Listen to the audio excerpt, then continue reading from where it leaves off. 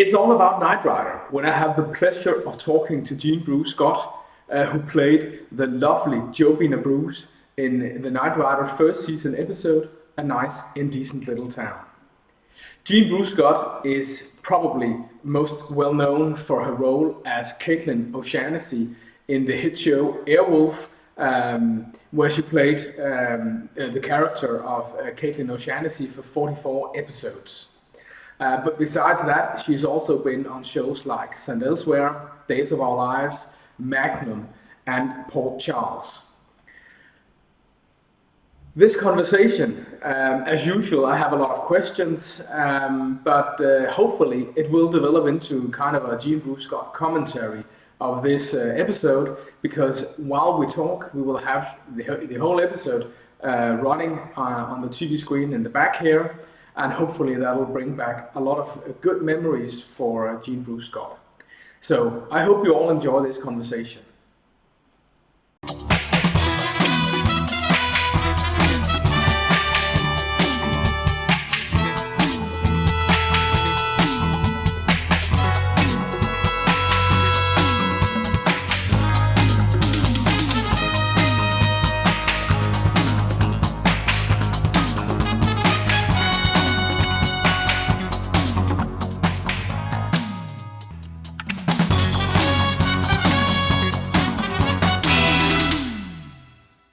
Welcome to this conversation, and with me now I not only have Jean Bruce Scott, I also have Jackie. And Jean, I think you should maybe explain why Jackie is also here, because she's an integral part of this conversation taking place. Thank you. I would really like to do that. Welcome to my home. Welcome to Jackie's home. And I guess welcome to Jacob's home too. I don't know if you're at work or you're at home.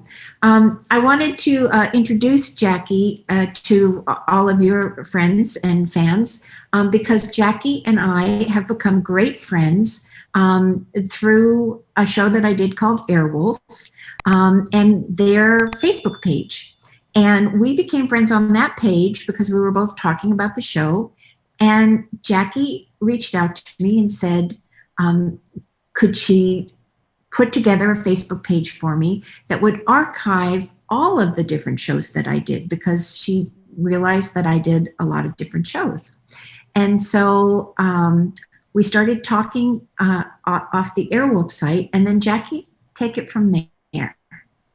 Then I just sent you a message and suggested we have a go at this page, and you decided it would be great if we did it between us, which is fantastic. And we Zoomed once, and then we haven't stopped since.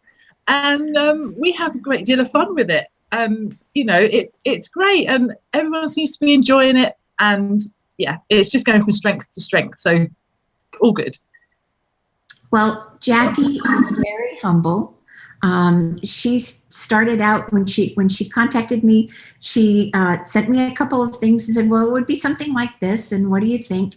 And she's very clever, and she knows how to manipulate pictures and make videos and GIFs. Yeah. And memes and all of those wonderful things. And she also knows how to tell a story.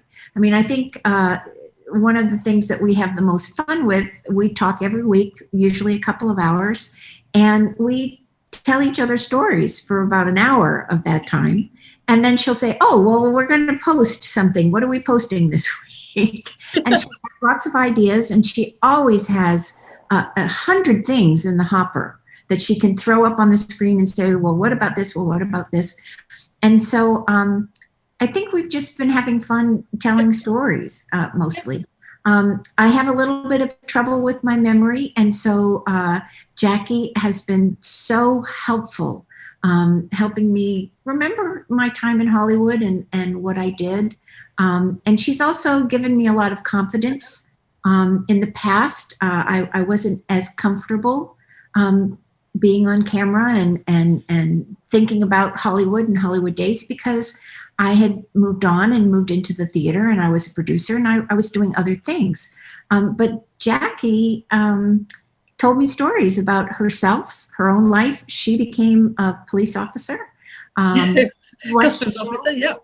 When she was a young girl. And then we discovered that so many women on the Airwolf page and on the Magnum page had come to the show as young girls, little girls, and then saw Maggie or Caitlin, or in the instance of what we're going to go into with Jobina, saw strong female characters and decided in themselves, I can do that. I can do that. I can go out there and I can do that. Is that right, Jackie? Yeah, absolutely. And still do. You know, I think the characters still resonate today. Yeah. And they still give confidence to people. So yeah, absolutely. Yeah. So it's and the fact that we both, you know, kind of, I've always been a ginger or a redhead or whatever. She's got a little bit of auburn tint in there when she's out in the sun. I see it when I see her bicycle pictures. But we're both kind of freckle-faced, fair girls. Not necessarily your femme fatales or your Charlie's Angels or whatever. But you know what? We get the job done.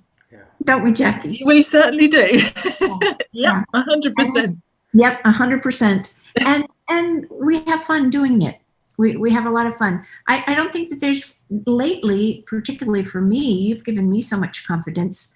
I don't think that there's much that I think that I can't do. Good. And Jacob, your reaching out to me was a lovely surprise. You reached out on Facebook on the archive, and you had a plan in mind, and you were very clear about what you wanted to do and how much time it was going to take. And I guess what Jackie and I have talked about too is that, you know, Jacob, we've talked about it a little bit as well, but people who leave Hollywood and the movies, they go on and they have other lives. Yeah. And that's a part of their life that they remember and they value, but they're on to these other things. Yeah. Unless, like me, they're having memory problems, they may not want to go back and you know, relive those quote unquote glory days. But this has been a gift. Meeting Jackie, becoming friends with Jackie, now becoming friends with you, Jacob. This is a gift, and I am greatly appreciative of it. So, and Jackie, I can say likewise. I cannot say enough wonderful things about Jackie and her imagination and her talent and her ability to tell stories. She's a wonderful storyteller. She's a wonderful writer. I have a script idea for her that I keep trying to pitch her. This is for her to write. It's not for me. It's just her life has given me some ideas about what next should be on television in England. Yeah, yeah. I would also say that I think it's impressive seeing the direct impact Hollywood and a show like Airwolf can have on the real life of people. And of course, I would also say to all the Knight Rider fans watching this, take a look at the Jean Bruce Scott archive. I'm very sure that you'll be entertained in there. Thank you. Okay. Yeah, we have fun there, and all are welcome. Yeah. So come and say hello and ask me a question. Ask Jackie knows so much about my career. Ask Jackie a question. She knows backwards and forwards. So with those words, we're gonna say bye-bye to you, Jackie, and Jean and I are going to continue the conversation for ourselves. Okay. Thanks so much. Bye. Thanks, Jackie. Okay. Bye. Everything is all right now, and we've got the episode running. A Nice Indecent Little Town, and welcome back, Jean Bruce Scott. I've looked so much forward to this conversation with you. While we have the start of the episode, can you tell us a bit about how you got the role as Jobina Bruce? Yes. I'm trying to think year-wise. I had left the soap opera, and I think I was doing Magnum P.I. And I was auditioning for quite a few other things as well, because I wasn't a regular on Magnum. I was what was called a recurring guest star. And so they had me in what was also called at the time first position, which meant if they needed me, they booked me, they got me first. And then sometimes, depending on what the shows were, they could work out shooting schedules or where I needed to be. This show, Knight Rider, I think was a Universal show. Yeah. I'm pretty sure it was Universal Studios. Yeah. Yeah. So I was already working with and for Universal, although this was on NBC and I think I was on CBS. Yeah. So the networks might, everybody had to get involved, but so either the networks could agree or disagree, the studios could agree or disagree, and then the shows and their production companies had to agree or disagree. On this particular one, I'm pretty sure that I went onto the lot to audition for Gil and maybe Joe Rogeson. Was he one of the producers? Yeah, I think I worked with him on something else as well. But there were a couple of producers. I don't think Glenn was there for my audition. I had auditioned for Glenn before for a number of other things. Glenn was actually, he had left Knight Rider at this point. He was only in charge for the first, I think, 13 episodes or so. And then he left it to others. So. That explains where I can't get him in the room in my head. Yeah. But I knew Glenn only because I had auditioned for him for quite a few other things, pilots and other shows that he had on the air. I have a gardener outside my window. Okay, it's no problem. It's not disturbing our conversation here. So he's not supposed to be here today. Okay. Should we start over again? Should I go tell him to go away? No. I don't think so. If it's not bothering you, I think it's perfectly okay for our conversation. Okay, he's going to mow and blow.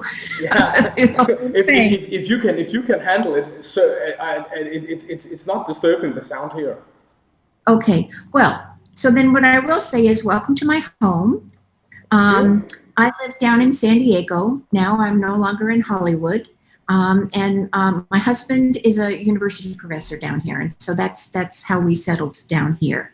And so you're in my hallway right now. You may see a pussycat. You may see a puppy dog wandering around in the background. You will definitely hear a gardener. And there's construction happening next door. So with all of that in mind, going on, yeah. Yeah, this is real life. This is about as real as it's going to get. So you were asking about the audition. I auditioned quite a bit over there at Universal for a number of different shows. This particular show, I looked, I think on IMDb, I think this was April Webster was the casting director. Okay. Yeah. And I auditioned a lot for April. She brought me in. If she had a Jobina kind of role, she brought me in on it. So I was very fortunate to have some casting directors and producers who were looking for me. Yeah. So I would have gone in, I would have had to drive to the lot early to get a script. I don't think they didn't send scripts out for auditions in those days. And so I would have gotten the script ahead of time by going in early, reading the whole script before my audition, doing my the way I marking up my script for the audition, and then would have gone in script in hand and auditioned. I do remember being happy and excited to meet Gil, the director, because he was kind of an up and coming Universal. He was a guy that they were looking really hard at as far as directing went on. And I think that he was making a bit of a name for himself maybe in the action adventure sort of area. Yeah, yeah. So I did that. I probably got some direction from Gil, which I tried to incorporate into my audition. If Joel had anything to say, I probably incorporated that too. Yeah. And then I left. And on that particular day, I may have had 2 or 3 other auditions, either on the same lot or, unfortunately, sometimes an hour across town, because Los Angeles is not a very friendly town for actors auditioning. You drive all over the place. And that was my day that day. Yeah. We didn't have cell phones. I don't know if this is interesting to your folks. We didn't have cell phones. And at that time, we didn't even have message machines. We had message services. So you had a service that would take all your calls, and then you had a pager. And the pager would say, beep, beep, beep, beep, and then you'd see the number that your agent called, your service called, and then you'd get back to them. Yeah. So probably later in the day, or because also the turnaround on auditions was usually a day or 2. It wasn't like you audition now and 2 weeks later you shoot the show. It was right away. Yeah. And so my agents would not have probably sent me out if I wasn't available. So then April would have called my agents. They would have gotten the dates. Then my agents would have called me and said, "Hey, Jeannie, they want to book you. What do you think?" And I'd say, "Hey, I love Gil. I know Joel. Yes, let's do it." And so then I would have been booked. Now they would have sent a script to my house. Now, because I'm under contract, they would send the script. I'd probably have a costume fitting or 2 before the actual shoot dates. So they'd pick the outfits and do all the fittings and all of that. And then usually, because I'm the girl, they would have me as first call in the morning because you have to get into makeup and all that.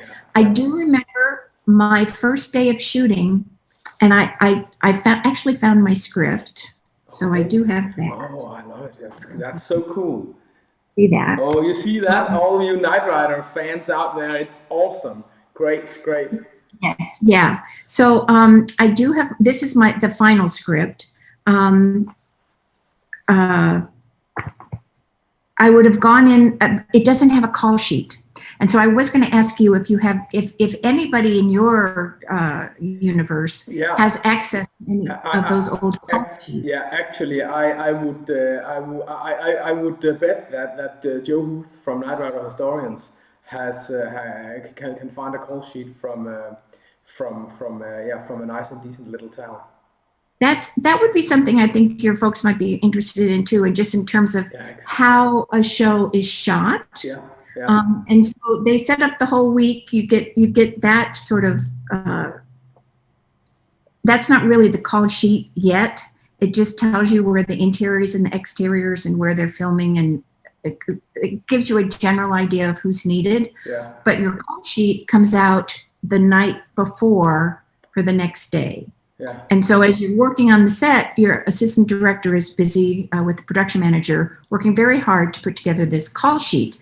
And every single detail that's needed for the next day has to be on that call sheet. Yeah. So actors, stunt people, crew, lighting, set design, everybody that's working is on that call sheet. And so I would have done my costume fitting, then I would have gotten a call from my agent saying, your first day on the set is whatever day it was. And I think it filmed from 25th of January to 2nd of February in 1983. Do you remember if you were there every day of that week? That's actually usually an 8-day shoot. Okay. I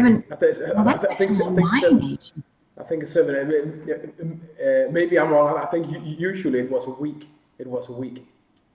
A week. Yeah. I think we shot maybe a little bit longer in some of the Airwolf episodes. But yeah, I would not have been there every day. But I do remember the first day, whatever we were shooting on the lot at Universal. And I would have probably had my makeup done on their sound stage. Yeah. Whichever stage, they would call me to that stage. Yeah. So that's where I would show up, probably at 6:30 in the morning. Patricia McPherson was in a group of friends, the same group that I was in. We were not like buddy friends, but we were always at barbecues and friends' houses, and so we knew each other. Yeah. And we also auditioned, constantly all together. I mean, I was thrilled for her, that she got the pilot, and then that she was shooting Knight Rider. Yeah. So that was great. She would have been on the set, and I wanted to watch Edward shoot. That was who I really wanted to see, because he was a big star, and he was in my memory from Please Don't Eat the Daisies and wonderful movies, and he was just this wonderful, wonderful actor. Now, David, David and I both were on soaps at the same time. So David Hasselhoff was on The Young and the Restless. Was he on Young and Restless? Young and Restless. Yeah. So he was on Young and Restless, and I was on Days of Our Lives. And so we also kind of overlapped in events and galas and parties and whatever those things would be.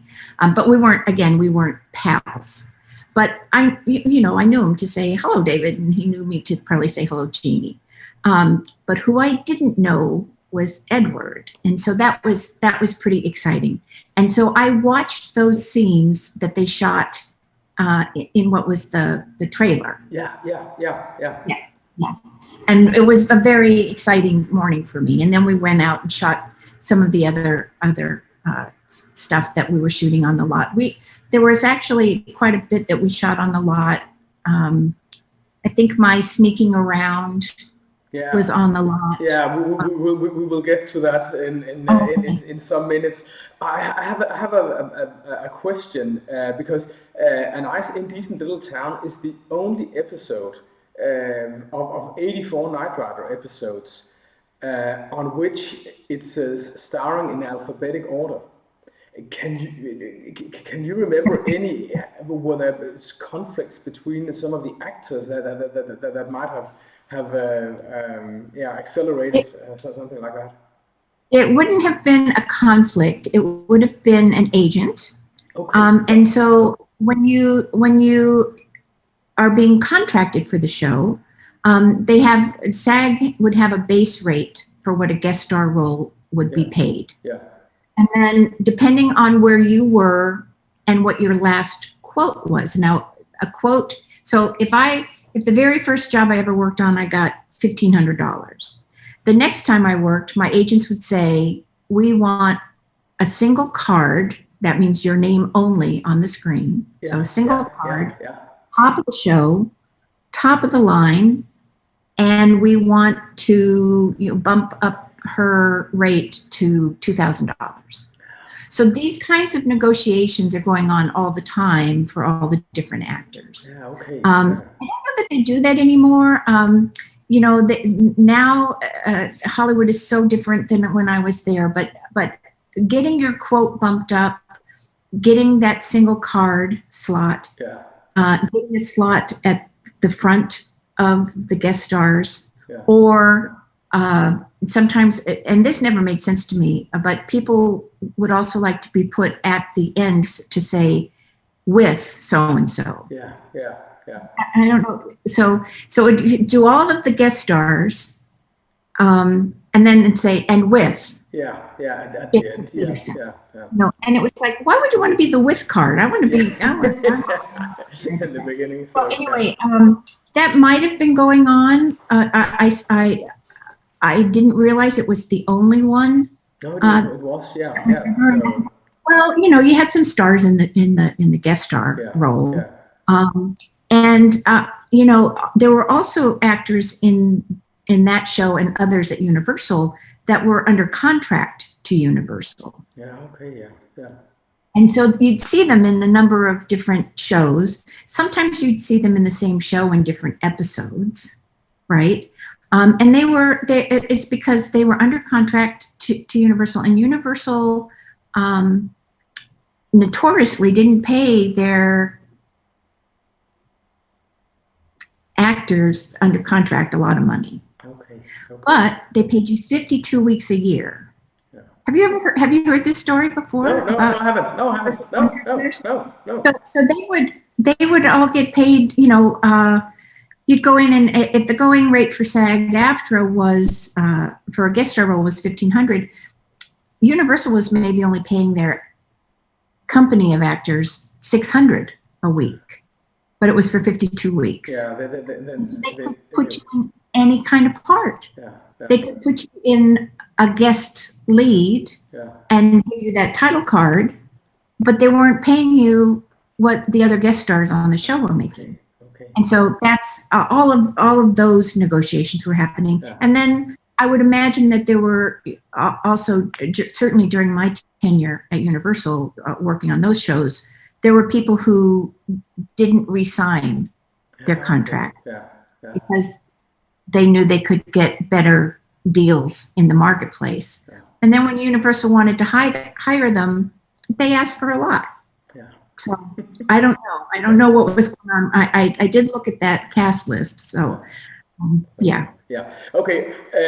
In the back here, we've got your first screen appearance in this show, and actually, this is kind of an iconic place. It wasn't when this was being recorded in '83, but a few years later, it was the courthouse square in Back to the Future.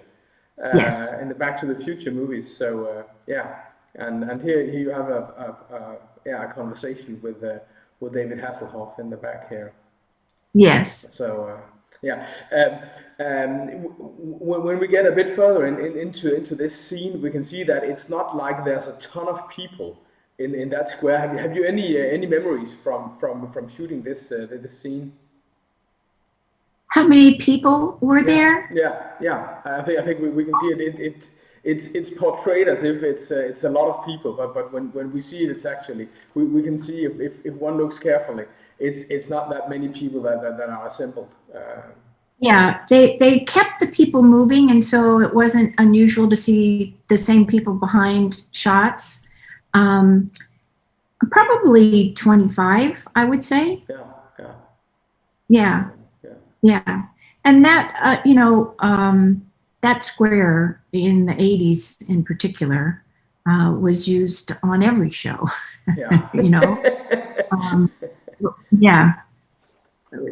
We used that a lot also for Airwolf, and so it was no big deal. Well, no, I mean, it would have been a big deal. Shooting on the lot was always kind of a big deal and fun. Yeah. And especially depending on, again, where they let you park. Yeah. Sometimes, as I worked a little bit more, I got to drive on the lot, and that was a big deal. Yeah. And I would have a parking spot somewhere within that Universal compound. Yeah. And they had lots that were off the lot, and then you'd have to walk in, and there was a certain walk-in gate that you'd walk onto the lot. Yeah. And of course, the reason that you want to drive onto the lot is because it's 80 or 90 degrees in California, even sometimes in January. So trudging across that Universal back lot and through the sound stages and getting to wherever you were going to shoot, it was sometimes quite a distance. Yeah. But this is in the middle of the back lot, and it's a very pleasant place to shoot. They have all of these wonderful side streets, and so they pull up the motorhomes and the honey wagons and the light trucks and all that kind of stuff. So it keeps you all in one space. Yeah. Okay. Have you any recollections of your meeting with Patricia, Edward, David, Now we can see one of the scenes that you talked about in the semi, in the back of the semi, and with Edward Mulhare. Yeah, I just do remember that he asked me who I was. I'm not sure who all was on the set that day, but Edward asked me who I was. Yeah. And I said, oh my goodness, I'm an actor, and I'm going to be playing one of the characters, in this episode. And he said, oh, well, who are you? And I thought he meant, like, who am I in the show? So I said, Jobina Bruce. And he said, well, it's so nice to meet you, Jobina Bruce. And then it dawned on me, no, he was asking my name. So then, oh, I'm sorry, I'm Jeannie Bruce. So then he was like, Jeannie Bruce. So there was this whole little, craziness. And then finally I said, my name is Jean Bruce Scott. I'm playing Jobina Bruce. And as I remember, I couldn't find the original script or the sides, but I don't remember her name actually being Jobina Bruce. I thought it was just Jobina, and I didn't know the last name, so I don't know where the Bruce came in. Okay. I maybe one of your detectives can find that out, or if I just that's probably some kind of record and an early script saying something. Yeah. Or maybe just because my name was Jean Bruce and they called me Jeannie Bruce, maybe that was an omen to them and that's why they cast me. I don't know. Who knows? Yeah. So anyway, that was meeting Edward was fun and wonderful, and I tried to stay out of the way as much as possible because I knew enough by then, having worked on a couple of other shows and the soap, that people don't like audiences, don't like strangers watching shots and things like that. And then, as I said, Patricia and I had been around the same group of young actors in Hollywood. So we were at barbecues and parties, house parties and things together. And David and I had been in and out of a lot of soap opera events. Yeah. So I didn't feel,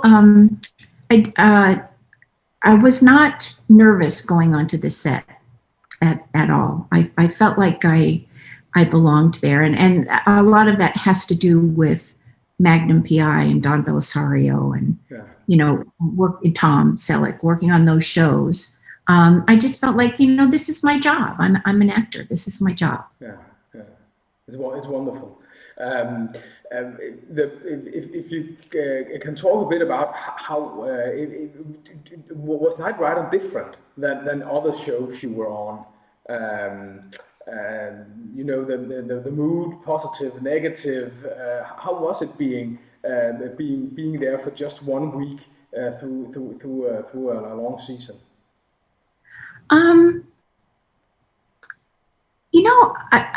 It was very pleasant, and I remember the costume designer and the hair and makeup people were wonderful and very sweet to me.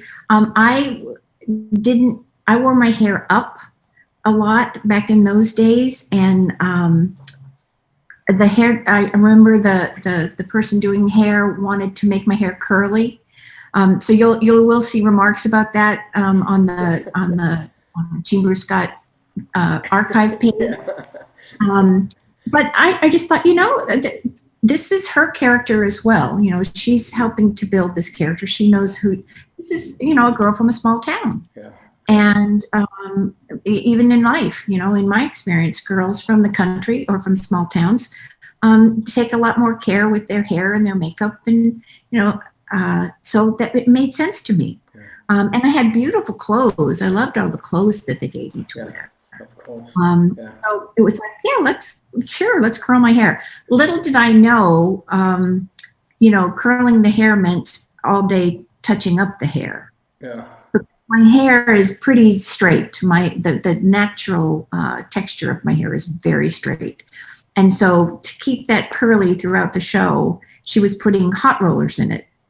Anytime I came off the set, there were more hot rollers. And, it moved with me. That's just a great big bubble of hair. Yeah. But it was was part of the character. Yeah. Okay, we go to another scene here at the Alpine Crest Hotel. Michael is just arriving and checking in, or David Hasselhoff is just arriving, and you're also there. You're enjoying I think a beer, both of you. Do you remember if this was on a stage or was it on location? I think that this was on. We went out to a hotel in Covina. Yeah. And a lot of it is shot in Covina.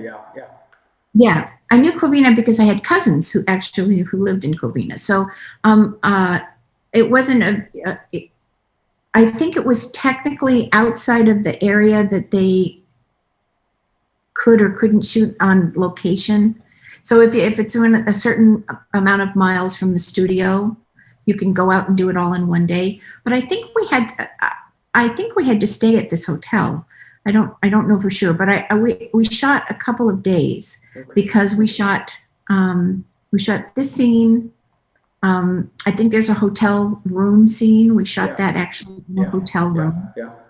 And then exteriors. So when we were out driving in the countryside and all of that, I think that was all out in the same area. So I think that's an actual hotel restaurant. It makes sense. How much could you talk with the other actors, with the other not regular cast? Did you talk to them? We've got the sheriff here, played by John Crawford, and we've got the Ron Austin, played by Luke Askew as well. Do you remember these guys? Did you have time to talk to them as well? Or how does that work when you're shooting an episode like this?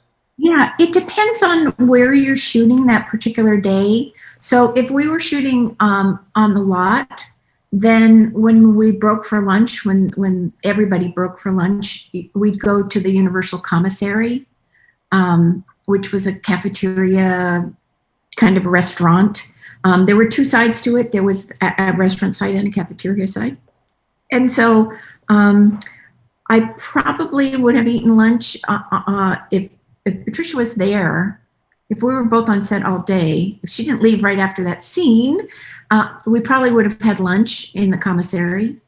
And then out on location, they set up a whole catering service.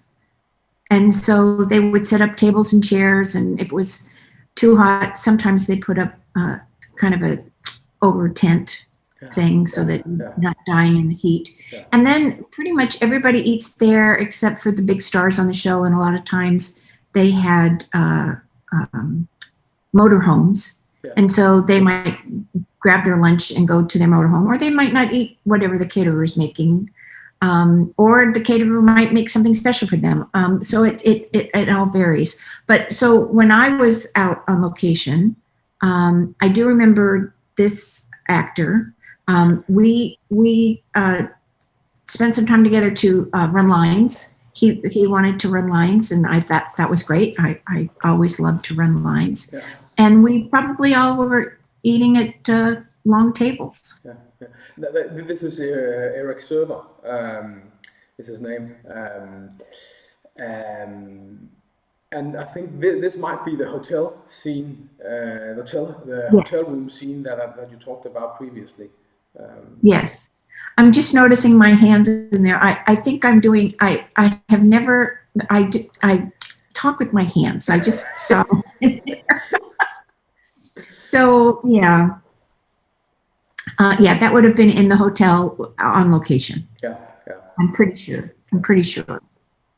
So, I did a lot of episodic television, so trying to remember which hotels, It's 40 years ago, almost 40 years ago. So it's perfectly understandable that that it's not everything that's crystal clear. Yes. Yeah. So yeah. Do you remember now? Do you remember if there was any post shooting work, dubbing or something like that? You know, that you had to go to the studio and retalk your lines or anything like that? No, we may have had to, often you had to, you know, we had to loop lines or dub lines that were done in cars or on busy streets. But not many of my scenes were like that. The scenes where I was with Michael in the car, they had a side camera mount. So I'm trying to think. I don't remember going in to dub any of these lines. I think we're going to come up to it, but yeah, keep going because I have something else I want to tell you. Yeah. We're going to talk a lot about Kitt just in some minutes, because we're coming now in not that long time. We get to a scene at the Alpine Crest Tribune where you work as a journalist, and I've always wanted to know. You know, I'm just an ordinary guy. I've always wanted to know. You're standing in the back and you're pretending to talk, and I think, as I recall, you also have the talking on the phone at a certain point. How does that work? If you're in the background and you're not really to be heard, are you just talking about nothing? It's just your lips moving. How does that work? That's a good question. I always make up a conversation. Yeah. So I would have a person that I knew my character would be talking to, that made sense for the show.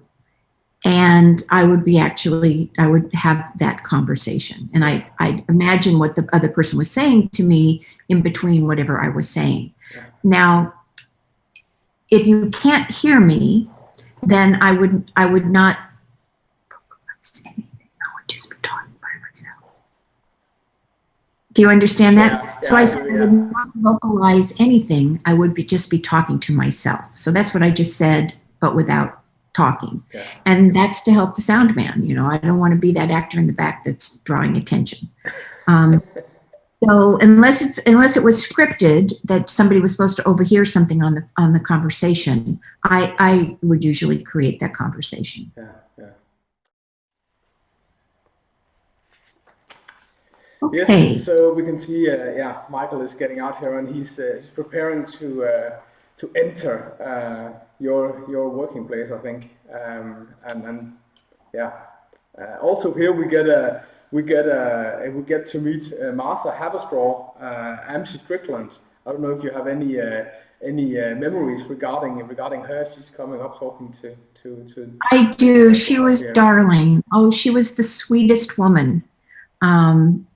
We actually, again, between getting coffee or sitting waiting to do your shots, or having lunch, whatever those things are, you have a chance to have conversations with people, and she was just delightful.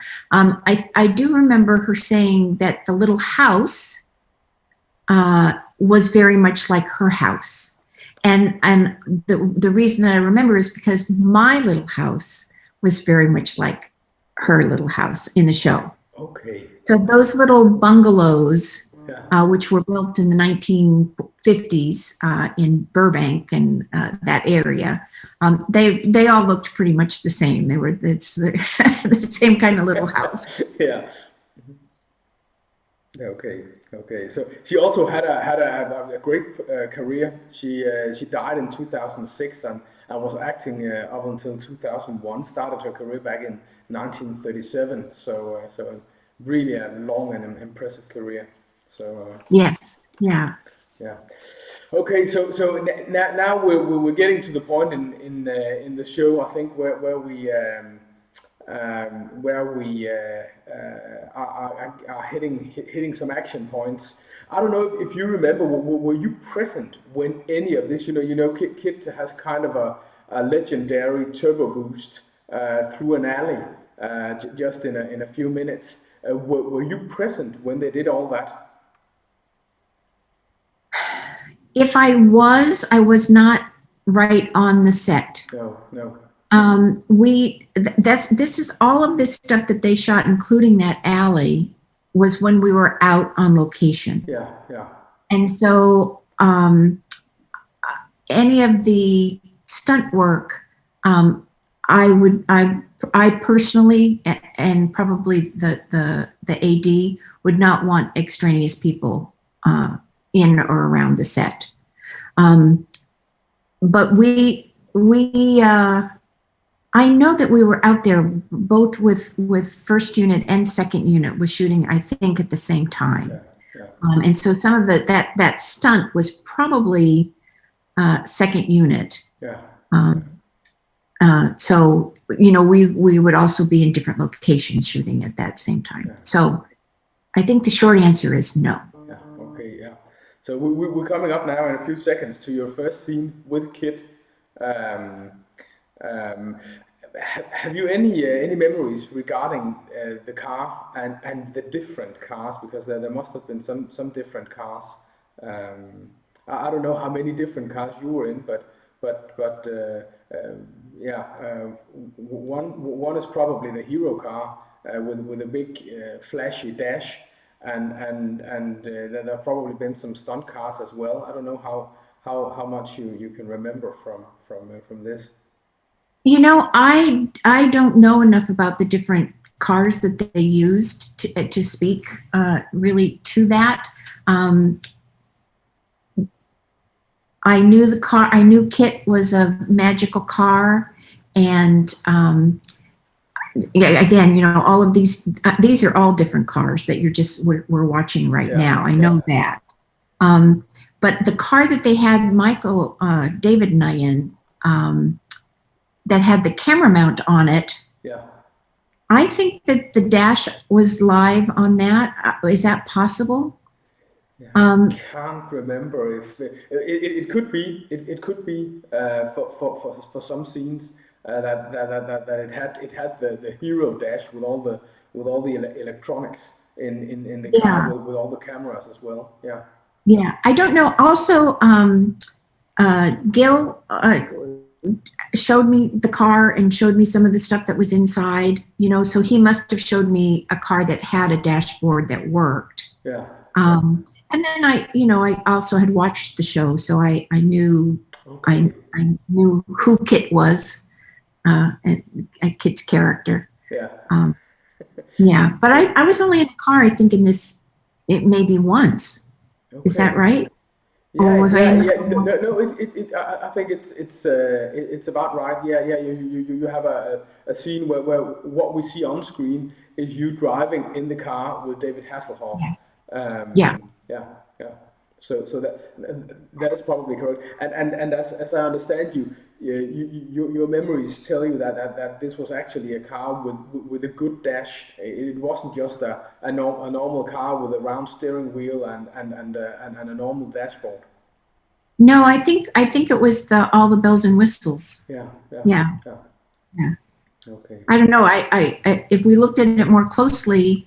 I don't know if we can see from the shot or not. Yeah, it is difficult to see. I would say also because when the cameras are mounted, we don't get to see the dash at the same point, and we know that they were switching cars all the time. We know, and Night Rider historians, Joe Huth especially is very good at pointing this out when he walks through many of the episodes. It's quite clear that the car is that is that they'll be using 2, 3, or maybe even 4 cars in the same scene. Yeah. So a lot of work being done there by the stunt crew. Yeah, I think I mean, for some reason, I knew that there was more than one car because I think they had more than one car out with us in Covina. Yeah. I think there was. I know Joe Huth can answer in very precisely how many cars was used in this. I would say 4 or 5 cars, but I think Joe will have a more precise answer. Maybe 6. And as I remember it, that was about what they had at that point. They would get more cars in future episodes. So now in the episode we got Kitt being caught, or what one should say. Right. And that also brings you into play in a little bit, when you go to the warehouse and have to talk to Kitt and help him get down. Can you remember anything? You just told me a funny story about you also meeting up with William Daniels. Yes. So this week, I'm pretty sure we shot this on the Universal lot, and I do remember the lighting, getting the lighting right was difficult and critical on this, the way that they were working. And all I knew is that I needed to go in and talk to Kitt like someone that I needed help from, and that Kitt was not a car. Kitt was a being, a sentient being. And so Gil and I had some fun talking about how to do this and what I was going to do.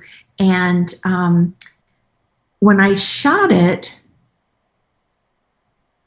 besides the lights in the front, I think the lights go on at some point. The script supervisor was reading the lines. So I didn't hear Bill Daniels. Kitt. I didn't hear Kitt.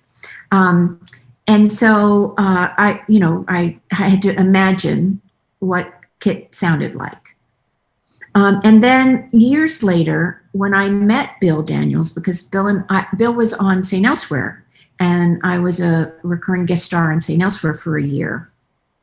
And we talked about Knight Rider, and he said, up until that point, he thinks that I was the only person who ever actually had a conversation with Kitt besides the crew, the regular, I think it's probably correct. Yeah. And so that was pretty exciting that I got to be one of the few people who ever got to talk to Kitt. So that was pretty exciting. And he said he didn't hear my voice, I think, until he looped it. No, of course, yeah.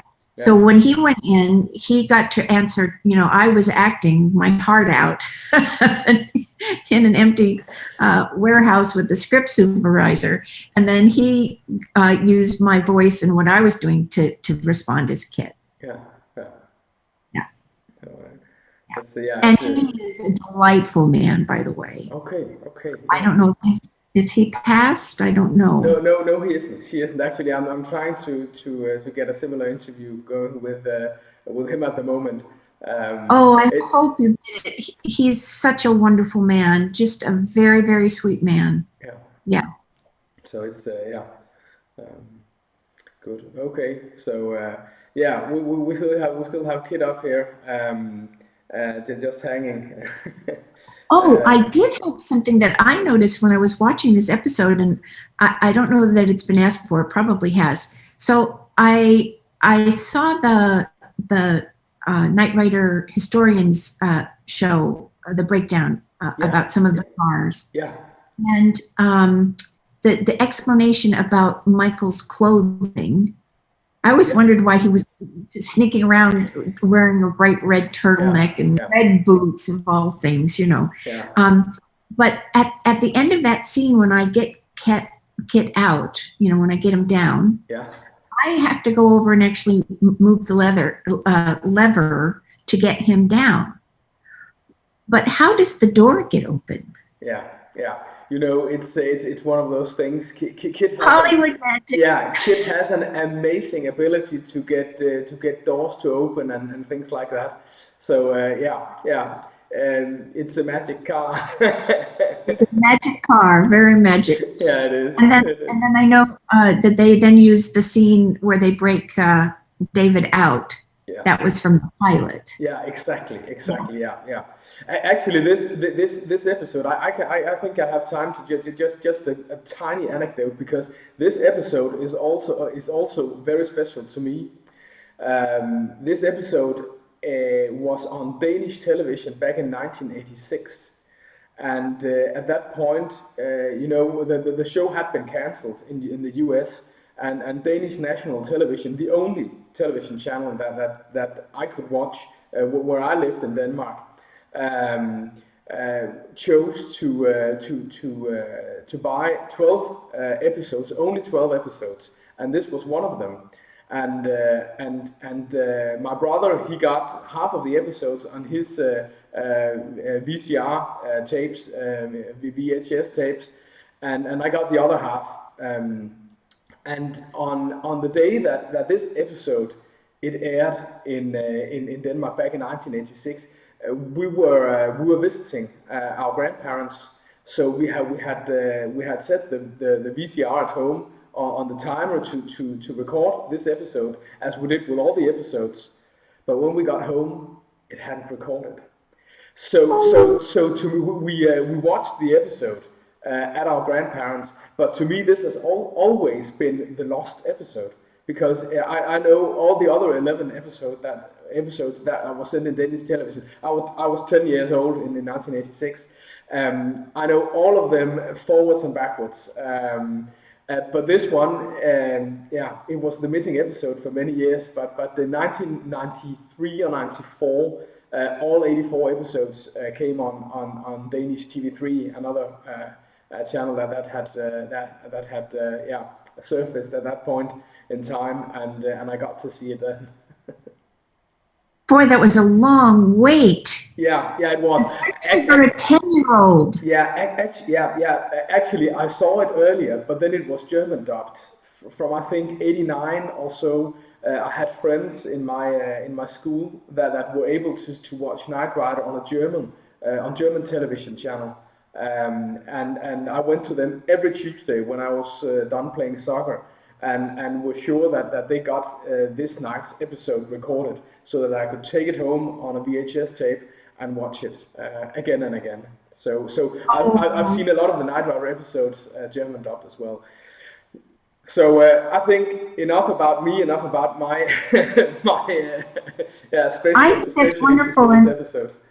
I actually love hearing that you were 10 years old, and that, you know, the show captured your imagination, and you know, that it was the thing that you wanted to see and to watch over and over again, and here you are now with your own Kitt car. And don't forget living the dream by interviewing the stars of my favorite show. So it's amazing. I'm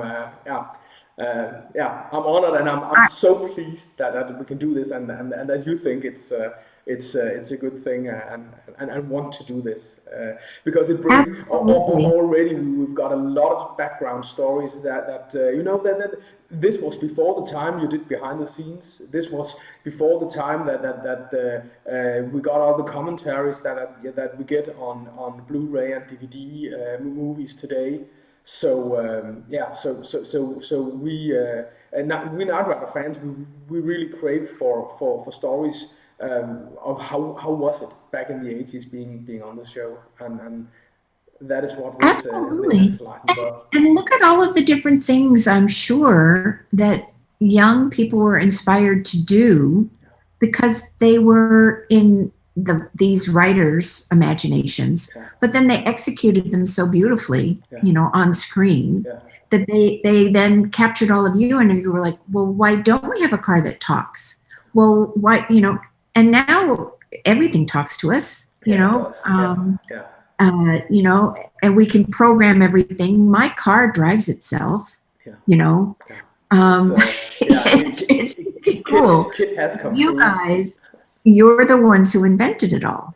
Yeah. So, it's amazing.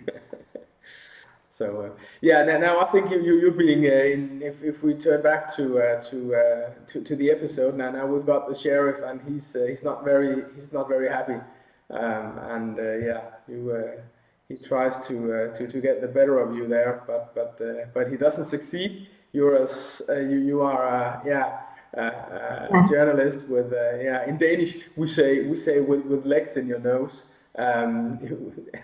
And I don't think, or with bones in your nose. Sorry, not legs. With bones in your nose, and that really means that you're a person that goes for what you want, and you know what's right, and no one should tell you otherwise.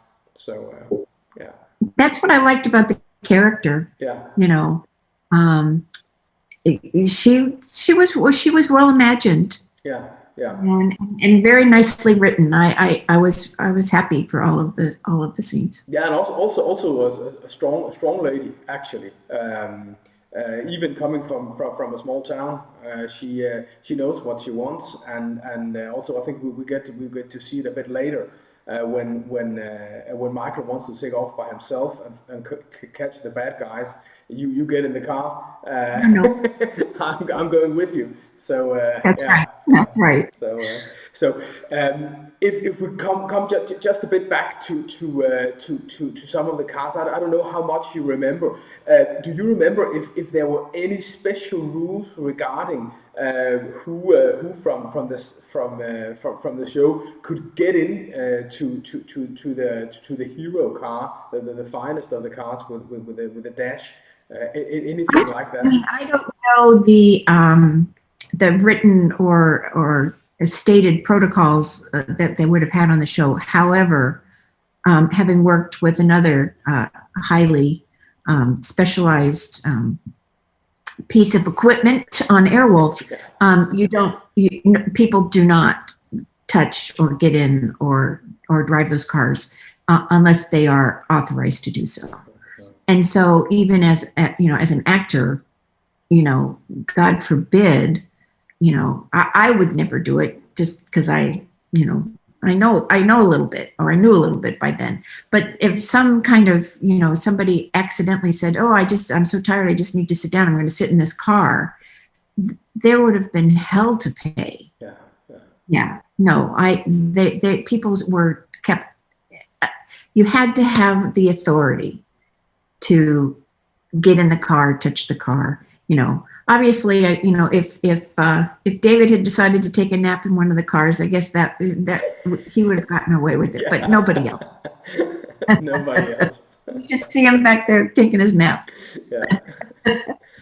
So that's very good. And now we've got Kitt and Martha out on the streets trying to. There's the red turtleneck. Yeah, we've got the red turtleneck as well. I'm hiding, but I'm in this red turtleneck. Yeah, it's very good. It's very good. So, any other memories from acting with David Hasselhoff? You said that you had also watched Knight Rider prior to being on the show. Was it also you could say hit show that you were cast to act in? Yeah, I mean, I just think that we had an awareness of each other, probably at the time, and so I just felt very comfortable with him, and I'm sure that we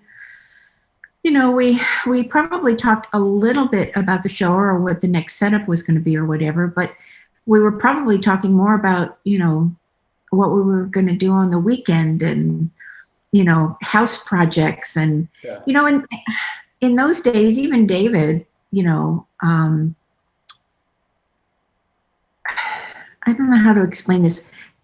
Television actors at that particular time, unless you were, I can't even think of who, like George Papard, Edward Moliere, in the first year of doing a series, you're making good money, and you're making probably more money than you've ever made, but we all had really good people around us. And you know, David would have had wonderful managers and agents and, you know, people around him. And they're all saying, don't spend your money, you know, stay in the house you're in. Don't move to Beverly Hills, right? You know, fix up this little house. Just, you know, stay there. So that's what I remember all of us doing. I mean, you know, I had friends, myself soon to be included in that group, but we all had series, you know, and people, I don't think there needed to be all of that flash back then. There seems to be a lot more flash these days. So we have this scene here where you are, spying on the two bad guys. Do you remember doing that? Because when I see it, I get the idea that you're not even near them. You're probably doing it at a different time and place. Exactly. Yeah.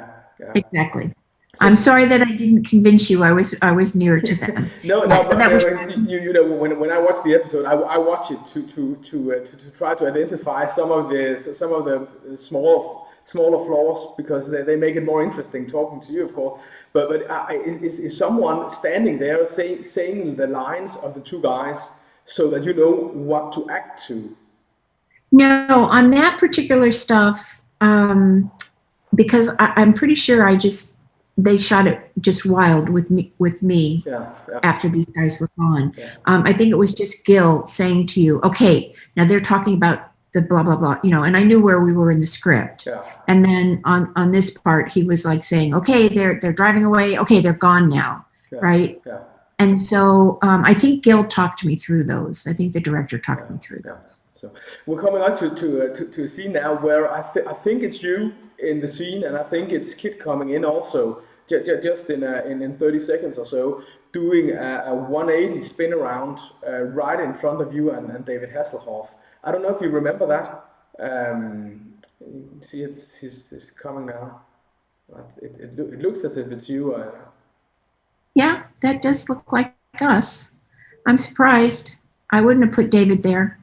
I would have put the guest star there, but I wouldn't have put David there.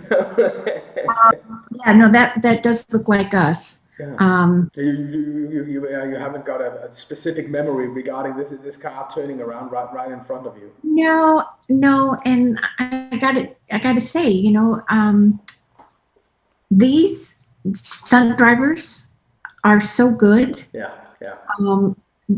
Even if they had said to David and I, okay, they're going to come pretty close to you or whatever, you know, we would have just said, okay, yeah, we trust them.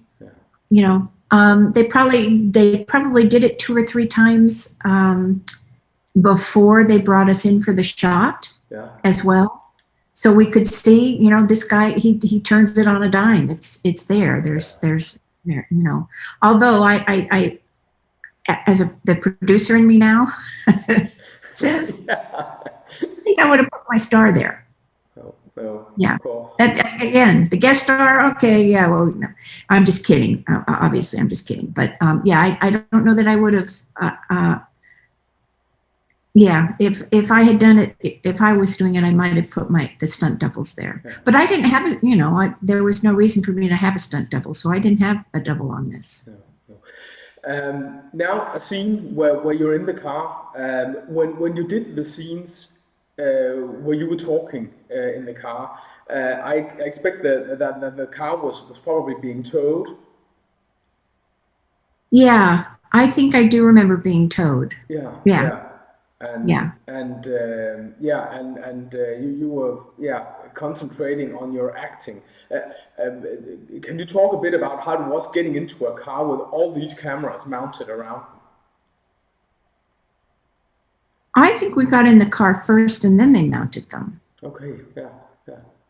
Now, I'm not saying that because I remember exactly on this particular show, but I do remember on, I did a Magnum in a car. Yeah. And I was supposed to be driving, and I actually did drive that car. Okay. With the camera mount. Yeah. But I'm pretty sure I got in I'm pretty sure I got in before they mounted the camera. Yeah. I don't know how we could get in otherwise. No, it's probably correct. I don't know about how they do these camera mounts, but of course it makes sense to tow the car so that the driver can concentrate on acting and not on driving. Yeah. Of course. Yeah. No, I was a wreck. I had Tom Selleck in the passenger seat.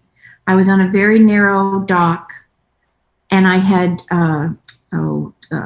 pulleys and cars coming out of warehouses in front of me, and I drove. Yeah. And again, looking back on it now, I wouldn't have done that. Yeah. But I also wasn't going very fast. If you watch the episode, we're meant to be going slow. But yeah, I was scared. I was really nervous that particular day. Not on this show. This show was. Yeah. Did you see any of all the action that we see in this? Were you in any way involved with that, or was it just you just got into the car with David and you drove and you did the lines? Pretty much. This is all editing magic. Yeah. This is second unit. Yeah. These are all stunt people, and they fixed it in post. Yeah. So. I know that it would be more exciting if we were in all of it, but of course. But it's it's story like this that makes it that brings out a bit of the fantastic Hollywood and gives normal people an idea of the giant wheels that are in motion in order to make this look good, because what's really happening is very much different than actually what we see. Yeah. And in fact, I think there are things that we shot that didn't end up in the episode. Okay. Little bits and pieces of things. Yeah. But again, that's the beauty of editors and what they do and how amazing they are. Yeah. It's really stunning what they can do. Yeah. So we're coming to an end now.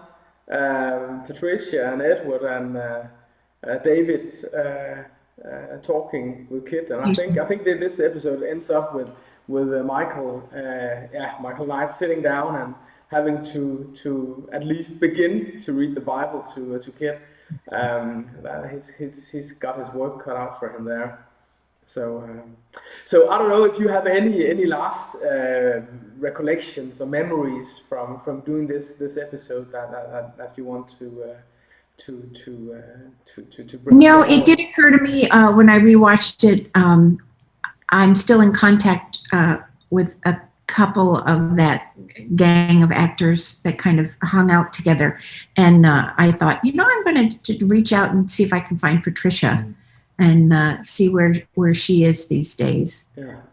Because it's always interesting to hear what people did, after our quote unquote, Hollywood days. Yeah. I think she's an environmental activist. Something with contaminated water and things like that. Wow. That's fantastic. She's fighting. So yeah. So I think she's gone in that direction. So. Well, if you talk to her, just tell her Jeannie Bruce. Scott says hello. She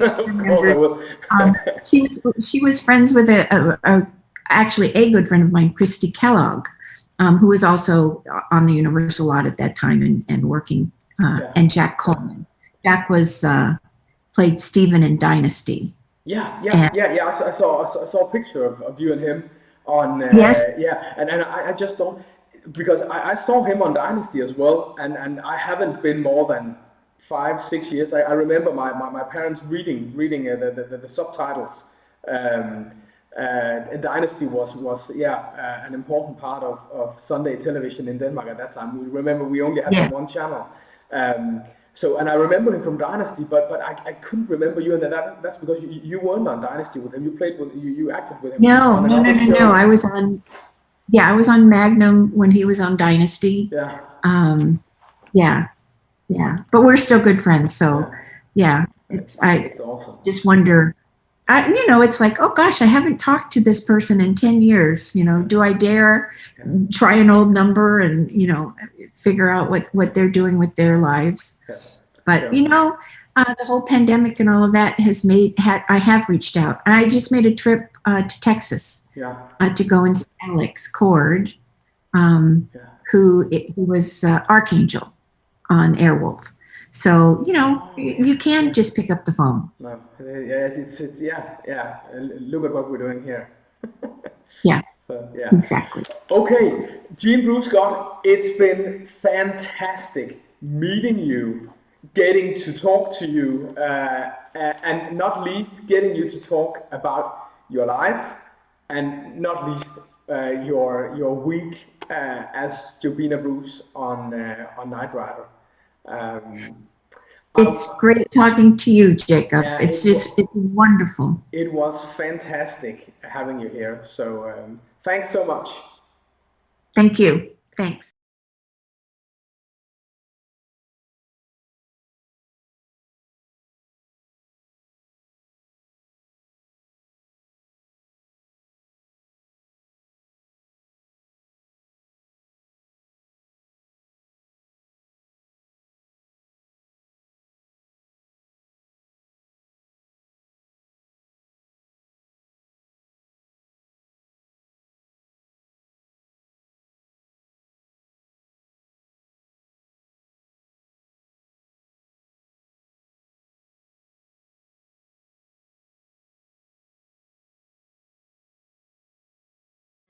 And now, while we listen to Joe's selection of Knight Rider music that we received directly from Don Peak himself, we'd like to thank these Patreon supporters.